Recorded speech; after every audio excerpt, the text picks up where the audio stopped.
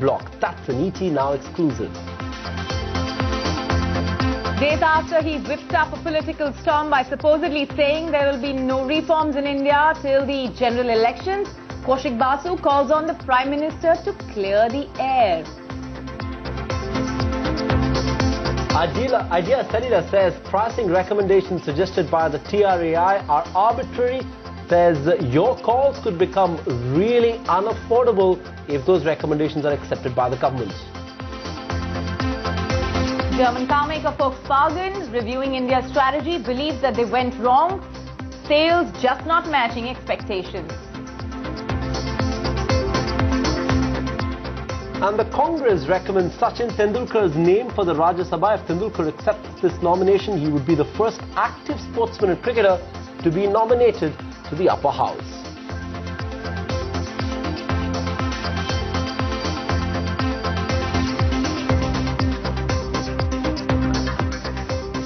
Good evening, it's 9 p.m. on the dot. This is Business Tonight. I'm Sandeep Gurumi. And I'm Shaili Chopra, also coming up on the show today. The iconic Vespa finally arrives in India, but this time it chooses bubblegum colors to make an entry to woo the youth.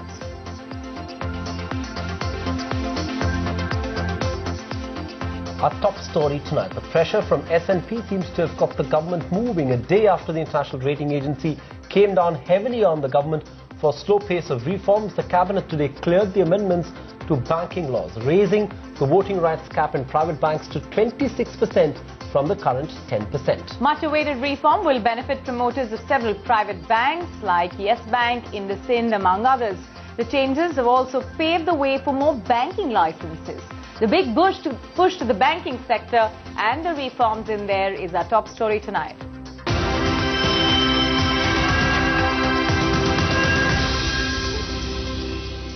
ET Now's banking editor George Cheran joins us from Mumbai. Mrinalini Krishna joins us from New Delhi. Mrinalini, to you first, fill us in with the details of what the amendment has to offer.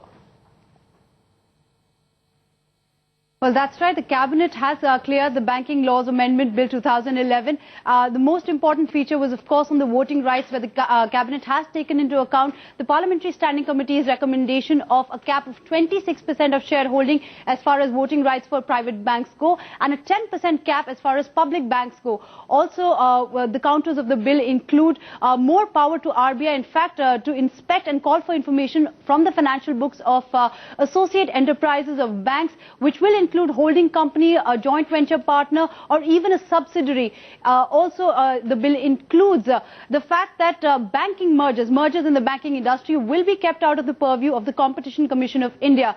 Now remember, that often questions have been raised on the government's inability to take policy decisions. This perhaps is a way that the government is sending out a strong message and paving a way for in the forward direction as far as legislation is concerned. Okay, making a move on reforms, but let's understand the impact of these changes. Banking editor George Cheran joins us. George, very quickly, what's the implication? Which are the banks that are likely to benefit from this legislation?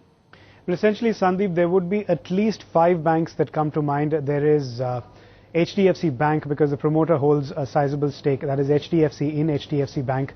So big positive for HDFC Bank. There's IndusInd Bank, there's Yes Bank, there's Kotak Mahindra Bank, and there's also ING Vysya Bank, in which ING holds a stake of as much as 43%. Now, what this really does is that earlier, if you go back to 2005, when Y.V. Reddy was the governor of the Reserve Bank of India, the RBI had capped shareholdings of Indian promoters or Indian stakeholders in private banks at 10%. Foreign shareholders at 5%. They made an exception for those with already existing shareholdings of greater than 10%. They were asked to submit a roadmap by which they will bring that down to 10%.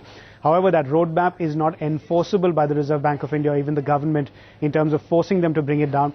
Most of these promoters have come out with excuses, year on year, saying that market conditions have not been conducive enough for them to bring it down. So it really is a benefit for those people who haven't yet lowered their stake to 10%.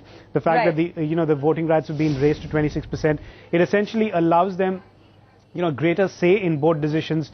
But that's not something. I've spoken to some of the the bank promoters, and they say that it's not something that any of them are actually going to avail of anytime. Okay, but that said, George, the timing of this, within 24 hours of S&P's move, one has to admit the timing is critical, even though it was slated, but they could have well stalled it, postponed it, but then they cleared it today. That's surprising. S&P triggered this somehow? Well, you can say that in some sense, because you need to remember this is a pretty safe bill to pass. No one's going to raise any objections. It's, it doesn't sort of get in anyone's way. This isn't FDI in retail. It's a fairly straightforward thing, and this is something that everyone's been discussing for some time. It's just a timing that was being looked forward to. Now that you've got this being pushed through, the government can come out tomorrow and say that, who said that we are stalling policy reforms? Here you have it, the banking law amendment bill has been passed. There have been some key issues within this which have got cleared, which could have otherwise been stalled. So to say that we haven't been progressing on the policy front is wrong. And this is actually a good, a weapon of sorts, if you will, that they can actually wave around and say that they are firmly on the policy reforms track. Okay, it was an easy move for the government to make. George Cherian and Mrinalini Krishna getting us all the details on that story. That's the big story on Business Tonight. To another important story, the retrospective tax amendment proposed by Pranab Mukherjee gets a vote of confidence from an unlikely person. That's Yashwant Sinha, former finance minister and a senior BJP leader. Now, Sinha insists that retrospective legislations are common and India isn't a tax haven. Simply put, there is no opposition coming in the way of the controversial proposal becoming an act. And that's certainly not good news for Vodafone. Pranab Mukherjee's decision to retrospectively change tax laws has earned him flack from across the globe. But he seems to have got a vote of confidence from an unlikely quarter.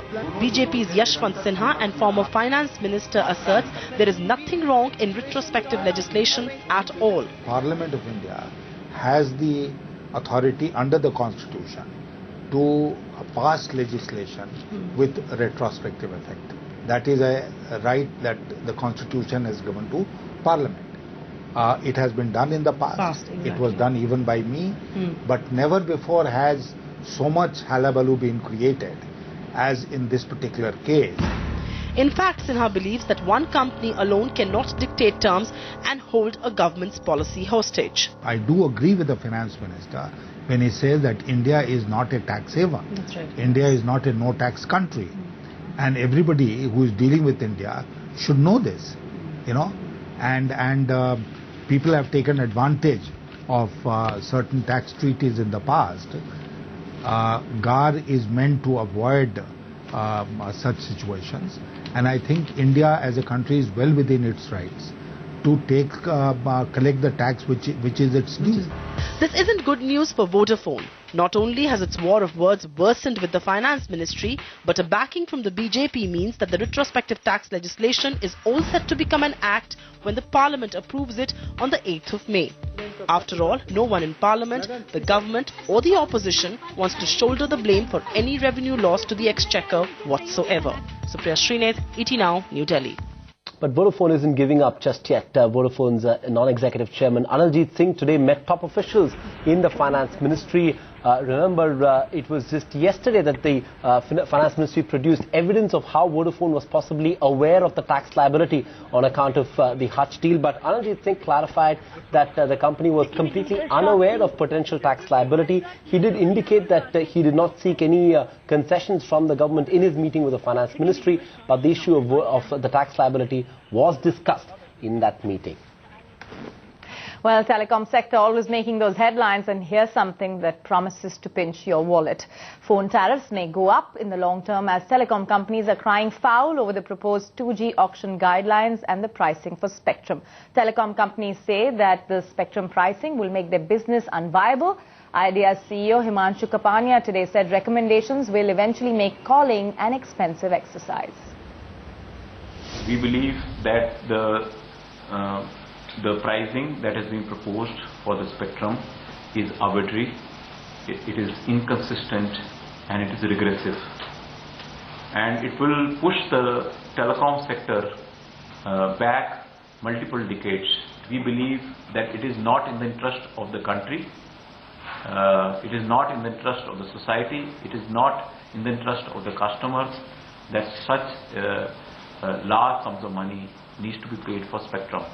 There is no precedence around the globe for any such monies to be paid. Mohit Bhala joins us now live from our newsroom. Mohit, large number of players within the industry, don't want to spell out the names, but certainly want to suggest that parts of telecom industry may benefit and a large number of the players will actually stand to lose. Absolutely, Shaili. I think there's a very, very strong undercurrent. We've been speaking to a lot of telecom companies and their chiefs, and clearly the undercurrent is pretty clear. Most of them feel that the TRAI's recommendations essentially are actually promoting broadband wireless access. They're actually moving away from voice telephony. They're actually giving second consideration to voice telephony. So clearly they are up in arms, and obviously this does indicate, and most of the telecom companies are indicating, and that's where the undercurrent is, that probably Reliance Industries is best going to benefit from this policy, because obviously for the existing operators it becomes extremely expensive. Spectrum will be refarmed.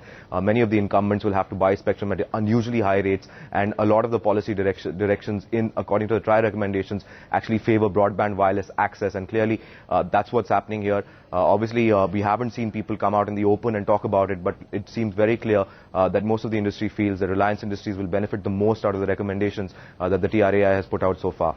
Oh yes, Reliance Industries, the only player with broadband wireless access spectrum in 22 circles. There's no one that has so much of spectrum. Thanks for that update, Mohit Bhalla, speaking to a whole host of telecom CEOs to file that report.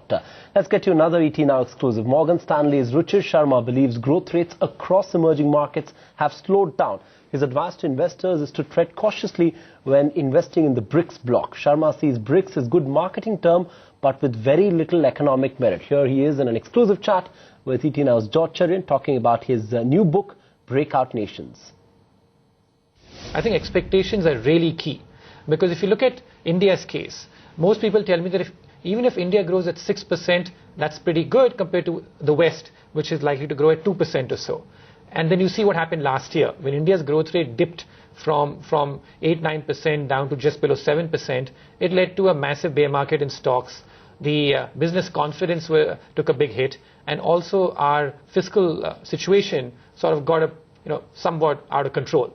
So my point is not that a China or a Russia or a Brazil, on which I come across as being somewhat negative, are going to disappear from the face of this earth. They will remain large economies, but then going forward for the next few years, I think their growth rates are all likely to disappoint relative to expectations. Ruchir, you've made very strong arguments to say that the BRICS nations aren't anymore the big economic miracles they were touted to be 10 years ago. Now, do you believe all is lost for the BRICS markets, or do you believe that there is some hope? And to your mind, what would it take for them to climb back? My entire point against BRICS is the fact that I'm against this aggregation of nations in terms of just clubbing nations together. And I think that this is a good marketing fad, but it's not something which really sort of makes any economic sense to me. So the reason why the BRICS came to be such a popular term over the past decade was more, I think, out of good luck rather than out of any other thing, because there's nothing in common in BRIC apart from size. So what's the point in comparing India with a Russia or Brazil? First, India's per capita income is $1,500. Russia and Brazil are $12,000, $13,000. And secondly, both those economies benefit enormously from higher commodity prices, whereas India gets hurt from these levels from higher commodity prices. And China is somewhere in the middle. China is in a different league of its own in terms of its size and where it is in the stages of development is a different league of its own in terms of size in particular. So I think that my point here is against aggregation. And this aggregation became popular when every single emerging market was doing well. Assuming that BRICS have indeed lost the plot, at least for the near term till they get their act together, where do you believe incremental fund flows are going to go? Because the economic miracles that you talk of do not have the capacity to absorb the large capital flows that the BRICS have been able to. Yeah. So in the interim, assuming that the BRICS don't get their act together for some time at least, maybe at least for the next 5 to 7 years, where should we expect the money will go? Well, 2 points here. One is that I'm not saying that no capital will flow to BRICS. All I'm trying to say is that relative to expectations, their growth will disappoint. That's my important point. India will still get some capital flows. It's not as if capital will not come here. Other point is that I don't think capital flows to emerging markets are going to be anywhere near as strong as what we saw over the previous decade. Over the previous decade, we saw a multiple jump in capital flows to emerging markets. I don't think that those are going to be as strong anymore, because the Western institutions and banks and the global financial system now is much more risk averse. So they're not in a mood now to just pump money mindlessly into all markets across the world. So if you look at emerging markets on a country basis, in the 1990s, the two largest emerging markets were Thailand and Malaysia. They used to corner 30% of the emerging market index. And there was hardly any China in there. India too was, relatively small, and so many countries in Eastern Europe were not even part of this index. And then something new happened. So the whole idea here is that nothing is lost, everything is transformed. To me, that's the mantra. That's an exclusive there with Ruchir Sharma. But let's tell you what happened in the markets today. Very flat trading, and this was an expiry day with Dalal